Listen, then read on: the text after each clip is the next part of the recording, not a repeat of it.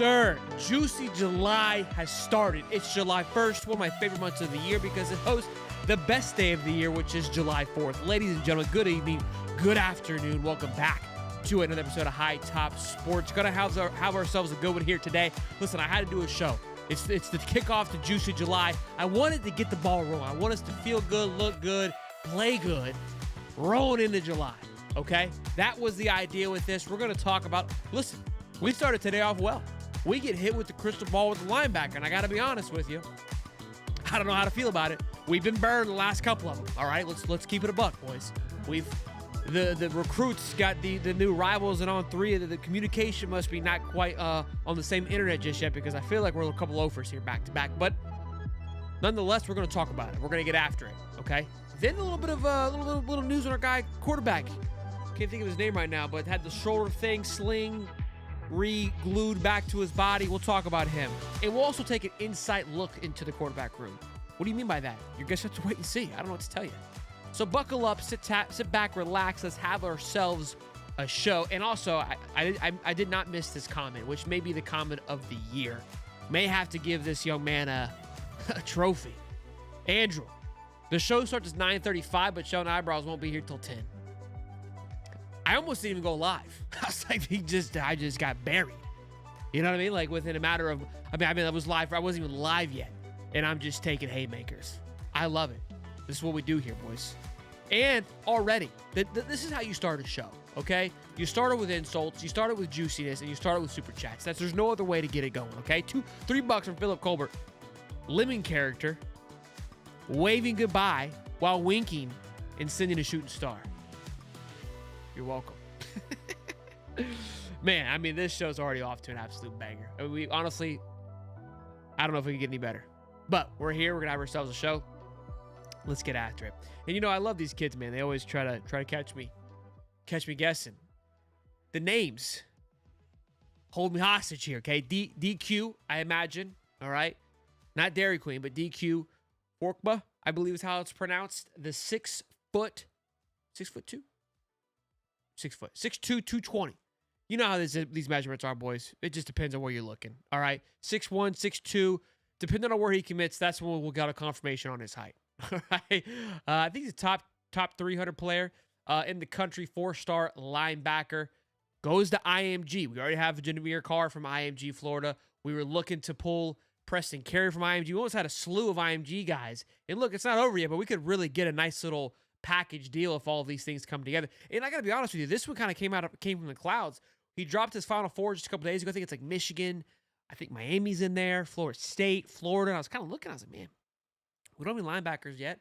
I know Malik Morris, we feel pretty good about. I know the other kid, I can't think of his name right now, that's committed to Ole Miss. That could be a possibility, but you never want to kind of put all your eggs into one basket to only be eyeing two linebackers. It's straight. Like maybe Florida's got something here. Maybe I haven't heard his name. Like the way he looks, physical. But then here we go. Today we get locked and loaded one with here. Listen, kind of a few pull points we have. Can rush off the edge, drop in coverage. Coaches love his flexibility. Skill set, trusts his eyes in coverage, sound tracking, finishes tackles with aggression. You can tell just by his body size. Athleticism, participates in track and field. 100-meter dash, 11.45 seconds, 6'2" high jump, lateral movement, all those good things. So he showcased his elite strength at the Rivals 5-star camp, and he led the pack in reps at 225 pounds. So my man is juice. And something to kind of keep in mind here when you look at his official visit lineup. Florida was first, that May 30th. That was that Felix Ocho weekend, I want to say, because they started it early because of Felix. Didn't hear much about him while he was there. Again, you're the first one to really bring him in. Then he went to FSU the following week, June 6th, then Michigan, June 13th, then Miami. So there is the Final Four that we talked about. He also visited Colorado and Minnesota, but he's down to his Final Four. But maybe that's why we forgot about him. That early visit really set the tone. And look, I like when you see those things. And again, it kind of goes back to when we had Desmond Green on last night. He goes, look, they just kind of really set the tone and really showed that they cared and made me a priority.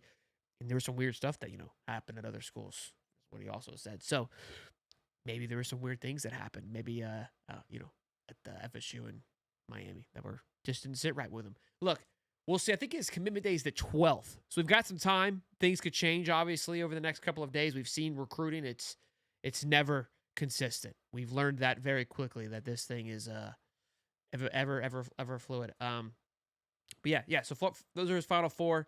He's comfortable with each program. Got strong connections with FSU and Miami, their defensive scheme. But loves Billy Napier's values and the brotherhood vibe, which we've heard that be a consistency across the board. Yeah, just the 12th will be his decision date. So like I said, July is also going to be a big one too with just commits. We got Cedric Morgan, I believe, 5-star wide receiver. He's committing tomorrow at 1. We should be doing a live show watch party for that one. He's got like a final 10 going on. I want to say Georgia, Auburn, Alabama, Texas, Colorado. I think Miami might be in the mix. There's a lot of them that are on his final ones at the moment. And I know Florida, I think felt confident. They were kind of up there at one point, but it just seems like that noise and buzz has died down a little bit as well. But we'll see. It'll be fun regardless. They're always a good time. We had a good time on the last one. Top 5-star recruit, one of the top commits in the country. You got to be there. If you're not, you're a square. So what I wanted to do though, because I think there's always panic. I mean, that's just kind of how we operate here. But I wanted to get to the calculator. I wanted to go kind of get back to some names where we feel comfortable with where Florida stands with the crystal balls. Now, obviously, the crystal balls have changed from the last time, but how much? I wouldn't say they've been crazy. We kind of had some guys on there that were our wish list, right? But nothing too out of this world that you couldn't really, wrap your arms wrap your arms around. So we know Kendall Gervil was crystal ball to us just yesterday. Some Ryan Wingo, the wide receiver out of St. Augustine, we still feel like we're in a very good position with him. Malik Morris is one that I think Florida still feels very comfortable with. Let's go ahead and add DQ to this now that we're rocking here.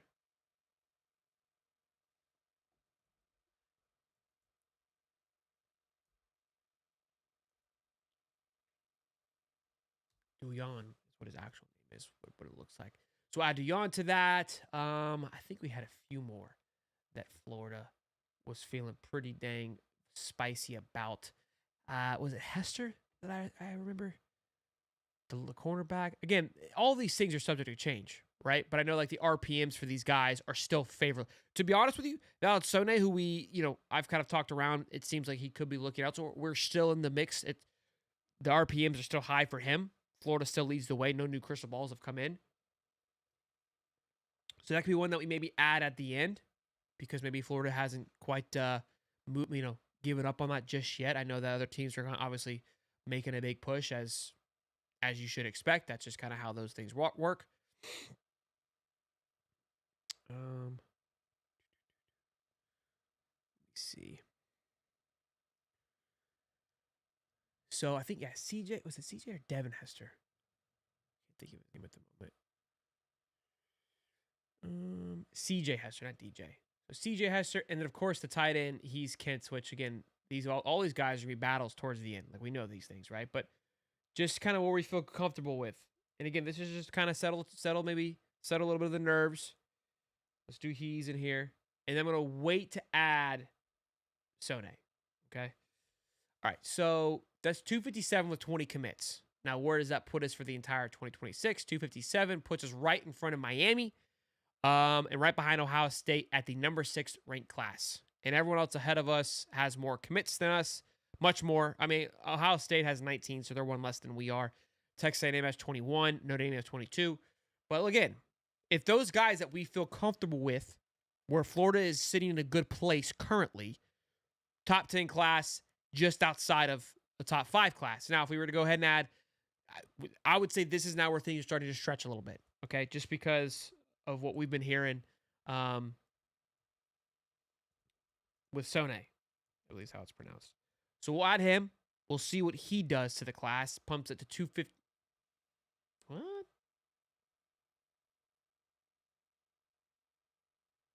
I added somebody else. It didn't add the right guy. Hold on. Bro, he went up 1 point. I was like, excuse me? There we go. All right, 260. I still think that keeps us right out of top 5. Yeah, we'll still be out of top 5 with 21 commits. If those guys that we just mentioned, and I'll go back over the list here just so you guys can remember. And again, these, in my opinion, aren't big reach guys. They're not kind of out of the wish list. It's Kendall Gervil, who we were just recently crystal ball for, top top defensive line overall rating of 93.6. So that class would be very healthy. 4-star tight end, he's 6'6", 310, 93.5. So the Wingo, the 4-star wide receiver, 93.2. The average class here is going to be looking incredible. Sone, 92.7, 4-star defensive lineman. 4-star Malik Morris at a 92. CJ Hester, 91 as a 4-star safety. And then a 4-star linebacker at another 91 with DQ. And then after that is the last 4-star and Desmond Green, who we spoke to last night. So Jameer Perez is in here. You could probably remove him. I know that there's been a lot of crystal balls for him to go elsewhere. So let's go ahead and remove him because we've seen some crystal balls. 250, it doesn't move it at all. It actually probably going to elevate the overall health of the class with his removal. So that puts up 20 commits. And then now you kind of get in the wish list era, right? You start plugging in, okay, where do we want to go? Who do we want to look at? Do you go back? We haven't really got a big edge, right? So if you look at the edge targets, the Trenton Hendersons, what's the kid that's crystal ball to Oklahoma? Like those are guys that we were targeting in that edge room that we haven't filled yet. So that's a position group that I imagine Florida will fulfill. Just depends on who's it's going to be. Is it Cruel? Is his name Jake Cruel? Now, he's been crystal balled, but again, I'm just thinking even if it's him or it's Cruel, I spelled Cruel. So if we add Drake Cruel, which is, again, this is a massive wish list here. He would be the highest rated 90-day near 5-star, 68. Then that puts it to, we'd still be outside of top 5 because Ohio State's at 274. They've got a very healthy class, even with those guys. So if, let's just say, if for some reason we're able to flip back Trenton Henderson, right? A guy that we felt confident with for quite some time, maybe things can get themselves figured out. We could pull off an upset. He's actually lower rated than Cruel, so it's actually would be lower than what we just looked at. So, again, an edge, I think, is still in the mix. It's still a target that Florida has to go after and will go after. So, that is where you can look at. Again, these are all wish list guys. These aren't guys that Florida has any kind of a pulse on right now. I'm looking at the board that we know of, that we've talked about on this show, that they'll continue to look at. So, I'm trying to think of what other groups. Maybe another quarterback gets added. Maybe another running back can get added to this group. There's 2 linebackers. We've had 3 before. I think we had 3 committed at one time. Offensive line seems pretty set. There's five linemen. Could you add one more? Yeah, that puts 2 tight ends. That's at lock. Wide receiver, I think Phil looks pretty healthy in my opinion. You've got 2 if with Wingo, so maybe 1 more gets added to that. Yeah, always a flips in the mix as well. But I would say we got to look at that edge room and that defensive line room. That's really going to grow this class. So, yeah, I saw that. Mac Wing, did you see Jason Higdon said there's a top 100 kid committed that isn't public? Yeah, I did see that on the offensive side of things, and I don't know who it is. I asked Dave if he knew who it was, and I don't know who that is. And it's nobody who we've talked about on here, right, that we have queued up. There was an athlete that we had actually top 70. I know, I can't think of his name off the top of my head. I know Florida was trending, but I think he was trending away last I saw.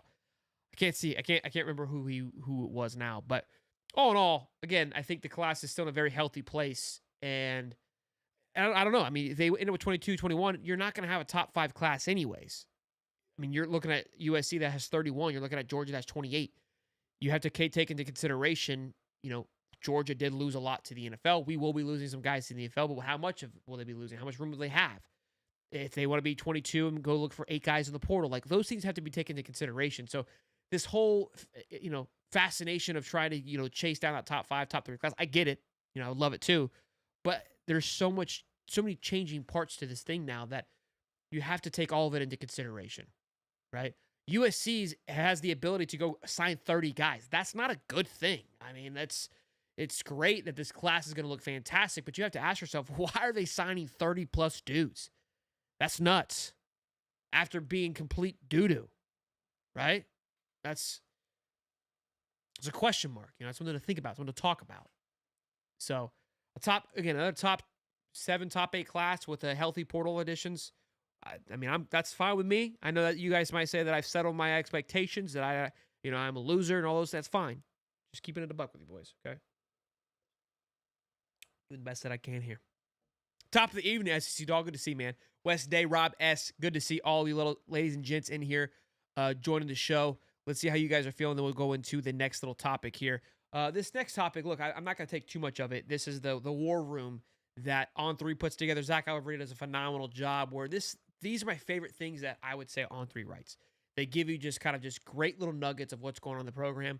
I'm not going to sit here and read this thing verbatim, but I do want to talk about one little thing that I saw. They talk a lot of great things on the defensive line of guys that are just kind of knocking some socks off, some names that would kind of make you go, wow, really? Okay, good stuff. And obviously with the rotation of guys that are left with DeAndre Robinson, Shivers, like who's stepping up? Who is the guy that's making some noise? They talk about that. They talk about their targets. They talk about guys surging up some draft boards to just the buzz and guys to watch. A lot of great stuff here, boys, that they talked about. Talked about the wide receiver room as well. But the big thing that I wanted to go over, which we always love to talk about and love to get the kind of the ears pulling here a little bit, is, of course, our guy, our love, DJ Lagway, and how he's feeling, how he's looking. Apparently, look, he's, not quite 100%, but he's getting there, making the progress. And this is interesting because we haven't really talked about it or heard about it since then. And I know that he was basically good to go, ready to go after the spring game. Like he said, he was in his rhythm, in his routine. All is good. The one thing that I love, this was a quote Keith Napier, and Keith from Keith, said they spoke with someone who has ties to the NFL and were told Lagway is a top guy to NFL scouts. The ability is there. He can do everything. He can do more than the most pro quarterbacks can do right now. Now, before we go off the Richters, and it's just going to be the opposing fan bases that go absolutely berserk, the sunshine pumping, the Disney, this is not my quote. This isn't me fishing for anything. This is an NFL scout that scouted this. You take that and do with what you will. Yeah, you could spin it however you want to spin it. The fact of the matter is, somebody that gets paid to scout these athletes believe and feel that DJ Lagway carries the traits and has the ability to do everything and more so than current quarterbacks that are out there right now. Now, it doesn't say starters. So that's, again, it's very vague. It's better than Bryce Young, but it's very vague. It's very vague. I will leave it at that. But that fired me up. Again, these are the things that get me excited. These are the things that I think us fan base, when we get fired up, when we talk about DJ Lagway, when we see DJ Lagway on list for top quarterbacks going into next year, and then you have other guys going, wow, that's ridiculous. He was 9 interceptions and blah, blah, blah. The stats suck. And look at Arch Manning. He threw for 6,000 yards in 2 games against UTEP and UTFP. Again, I got you. I'm all in. I mean, I'm all ears. And the big thing we've continued to point to is the eye test. The eye test. A stat doesn't tell you the entire story. Russ Westbrook, when he won his MVP, like the stats were incredible. Cherry picked 90% of those things. Okay, like that's why I wasn't a huge fan of that. I mean, he dominated. He was phenomenal that year, but a lot of it at the end there was just, you know what I mean. And so sometimes stats don't tell the entire story. Got to watch the games. Got to know what's going on here. So that love that.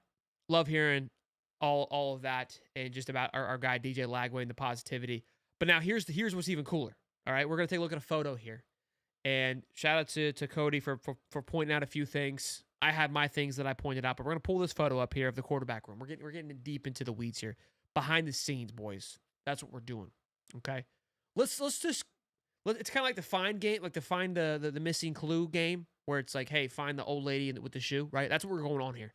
What do we see off the rip? Well, first thing that I see is DJ Lagway is holding his right arm, his throwing arm up on his own ability. On his own, and throwing up a signal, meaning he's got full control, full motion in that throwing arm. Or it's stuck in that position because it's just completely destroyed. It's one or the other. One or the other. Also, phenomenal. It looks great for being prosthetic. Like, I mean, it looks like the real thing. So those, first thing that caught my eye, I was like, yo. Second thing I looked over, I scanned over to the true freshman and Tramel Jones, who we had on the show, who I remember vividly not having traps and shoulder boulders that were that massive that they were coming off the screen. Okay, he barely fits in the photo frame. This is a true freshman that looks like an absolute unit. All right, and if you scroll down a little bit, you can see he's got Saquon Barkley thighs for a quarterback. Has me absolutely through the moon. Okay? Through the moon. Now, I don't know who that cat is behind him, That's not. No, Aiden's the back. Aiden's the back. I don't know who's behind Terrell Jones, but put him at linebacker tomorrow, okay? Because buddy's yoked. All right, I don't know who he is. So far, so good. I think that's Harrison Bailey and then Aiden Warner, 1, 2, 3. Maybe that could be a little bit of a sign of the progression of quarterback room. We're reading deep into the weeds here. It's July 1st. Anything is possible, okay? You do with that information with what you will. But then, listen, we're not even close to being done yet. Who's out there in the back? Hanging out with the boys. Putting in OT, baby. Repping the coaches' uni. Looking good on a spare time. Just signed $1 million contract with the boys. Drafted before Quinn Ewers. Who? None other? Yes, sir. The Merch Mania, baby. Just double checking because I was like, man, this doesn't sound like a good. It's him. He's putting in the overtime, baby. Loves what University of Florida did for him because I'm coming back. I got time. We're off right now. Oh, no OTAs for me. I'll see you in the Ville. I'm on the way. I got you, baby.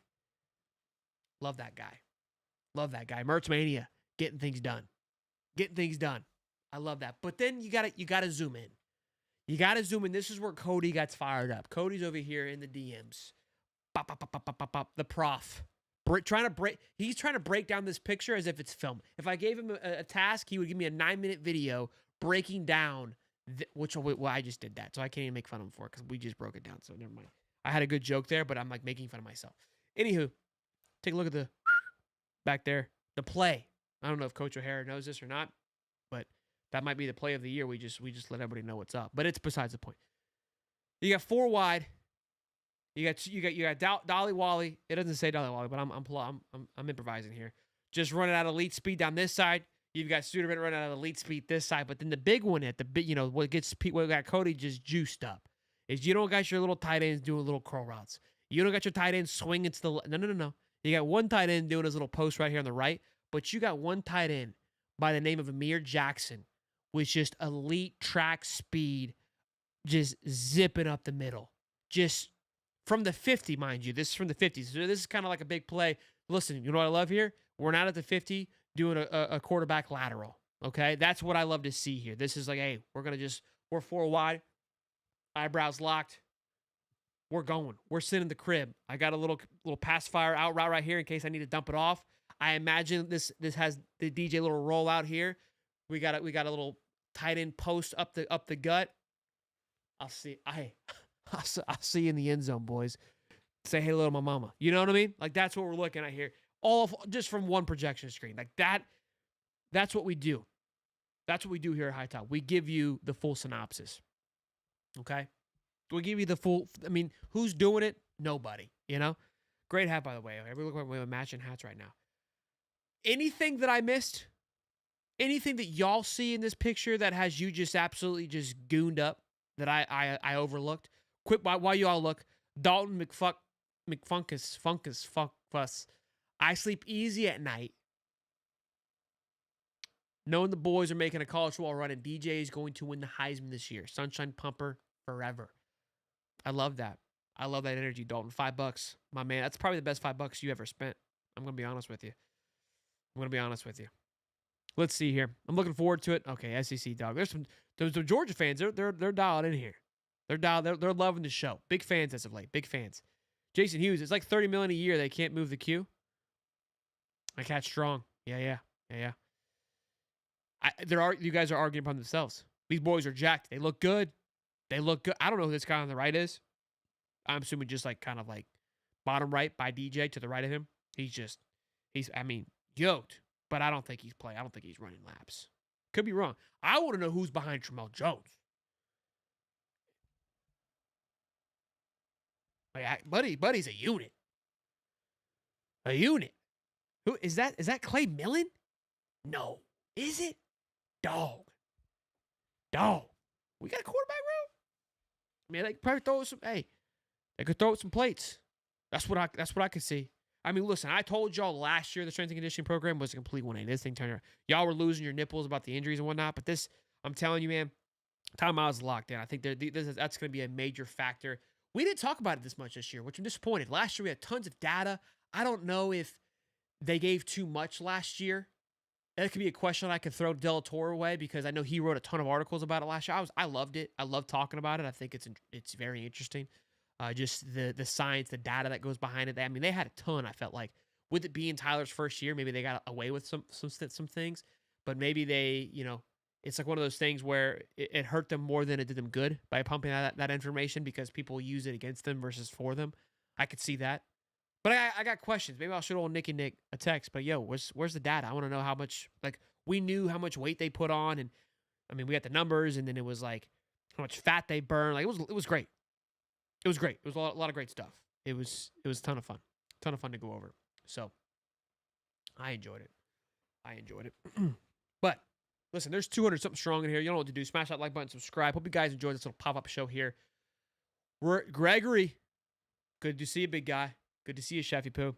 You're late. We're about to shut it down, which is, on par for old Chef. But Baylor looks like he's on his tippy toes. I mean, he could be. Still looks good. They all look good. They all look dialed in. Great show. A lot of great information. Great show tomorrow. Gator Dave from Gators Breakdown will be joining us. The next Wednesday will be Derek Wingo. I think Big Rod's joining us on Monday. Like, we are not slowing down by any such imagination. So we are cranked up. It's July. Like, let's do this real quick before we go. Let's lay out this next 30 days as best as we can. So tomorrow we know is best day of the week. That's just like, okay, great. Then we have 4th of July. Party it up. Let it all go. Hang it all out. If something happens, we'll be here. That's what we do. We're committed to the game. Okay, if any news pops, you know where we'll be. Right here. Tuned in.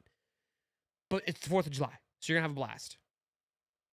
Then next Monday, Big Rod. Okay? Now we're like a quarter of the way through July at this point. Then next Wednesday, Derek Wingo. Now we're almost closer to halfway. Right? It's like the 14th, right? 10th, 11th, 12th, I think. And I want to say that's media week. Yeah, that Friday is media day for the Florida Gators. So hear me out. So you got media day on that Friday. We'll have so much to talk about for the next 5 days. Like that gets you through the next week. Right? From the 14th to the 24th or 27th, I think is our thing. Am I right? Is that the right? I think so. Close enough. I mean, you're going to have so much to talk about with that going on. We're going to have a blast. And then, yes, College Football 26 comes out. Great point. Great point. Didn't think about that. That's going to be huge. Also, the Netflix docu-series should be releasing in July, which has the Florida Gators in it. That's also happening sometime this month, which we'll have more to go over, more to talk about. Then July 27th wraps up with our main Gator Independent Media Gator event with all these Gators. And then it's August. Then it's showtime. We're getting practice clips. We're seeing DJ. I mean, at that point, we're like August 1st, in my opinion, is showtime. It is showtime to the max because we are in it. We are in it. We're getting practice clips. Cam's coming on. We're getting 15 minutes of this, 15 minutes of that. We're talking to Keith. We're talking to Zach. We're talking to everybody to get as best as knowledge as we can of where this team is clicking. You're gonna have former players going. You're gonna have Chris Dorian talking about what he's seeing, hyping us up, lying to us, doing everything we need to do to get us through August. We've made it. Okay? Like that's where I want to get at. We've made it through the hard part. Now, we need to set a precedent because the college football season goes by so quickly. Like it starts and then it's gone. We're starting it now. It starts in juicy July. Especially with college football, the game releasing, I don't think that I'm overstepping here. I think that's a healthy thing to do. Let's start it now. And what's great about starting it now is there's no heartbreak for the first 2 months. Nobody loses. Nobody loses, right? It's all positive, and it's not like it's in the middle of February. We're all talking smack. There's some, you feel close enough to where your threats and your comments mean something. Okay? So college football starts today. I'm making a cheers. It's National College Football Day. It's Bobby Bonilla Day as well, but it's National College Football Day. You're welcome. I'm glad I could be of assistance. That's all I got for you guys. I hope you guys enjoyed it. I know that I did. I always love coming on the show and yelling at people that want to listen. Sometimes nobody listens, I don't think. I think you guys just put me on for white noise. I don't know. But either way, I appreciate it. I really do. Smash it. Love it. Do all the good stuff. We'll see you boys tomorrow live at 8:30. Actually, we'll see you tomorrow at 1, and then we'll see you at 8:35. I'll see you later. Peace and love, baby.